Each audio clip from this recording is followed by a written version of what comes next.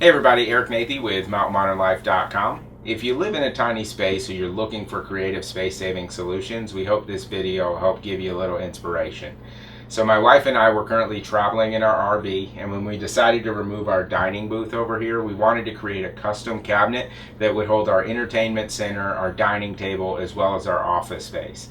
So in a previous video, I had showed you how the TV lift works along with the fireplace, and today I wanted to demonstrate real quick how easy it is for us to put our sliding table in place and then take it back down. So let's get started. In order to have the table slide, we actually used heavy-duty slide extensions. And then we used your standard legs that you can buy at the hardware store with the attachments to go underneath. Also, if you look here, I've used 1x2s to create kind of a platform that we were able to attach the attachments to for the legs.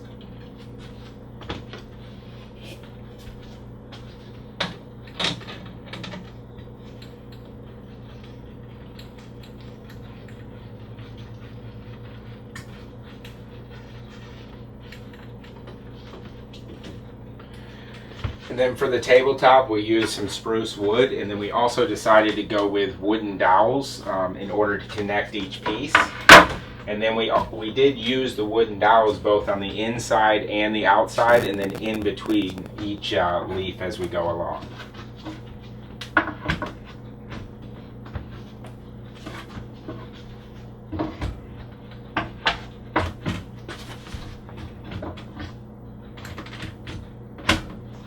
So there it is. If you wanted to create your own slide out table in this fashion, you don't have to use the wooden dowels. There's a ton of different options out there. That's just the route we chose to go. But anyway, here it is, and most of the time we're going to use this as an office space. It actually works perfect when Katie has her computer set up here, and then I can be on this side with the laptop. Also, it works really good for if Katie and I are deciding to eat dinner here, but we can fit up to 4 or 5 people around the table if we'd like. Also, a nifty little thing that we did and added to it is we actually drilled a hole in between that cabinet and this middle section here, so that we're able to actually plug all of our electronics in directly through there. Especially important for a computer, because we didn't want our computer cable that was plugging it in to be along the ground, just in case we were to trip on it and accidentally unplug it. That'd be bad news. Anyway, let me take it down real quick.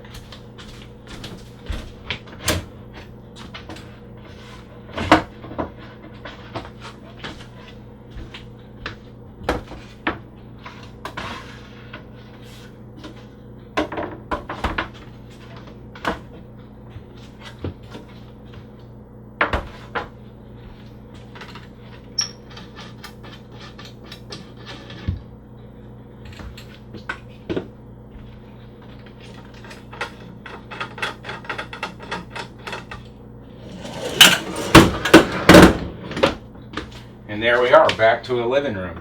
Now, as you can see, I do have the table leaves and the legs over here. We actually, when we built our sofa, we built in a sofa table behind it with a flip-up lid. So when we're not using this and it's not on the table, it'll actually be stored back there behind the sofa and the sofa table to be hidden and out of sight. But overall, that about wraps it up for the sliding table out of our media center. If you guys are looking for a little more detailed information, I'll put a link in the description that'll take you over to our post that we're writing that'll give you more information on the products and kind of the steps that we went through to make this table. Also, I'll put a link below too that'll go into a little bit more about the TV lift and the fireplace and how we built the cabinet as a whole. Also, if you have any questions or comments, feel free to leave them below or visit mountainmodernlife.com. And thank you guys for swinging by. We'll see you again soon.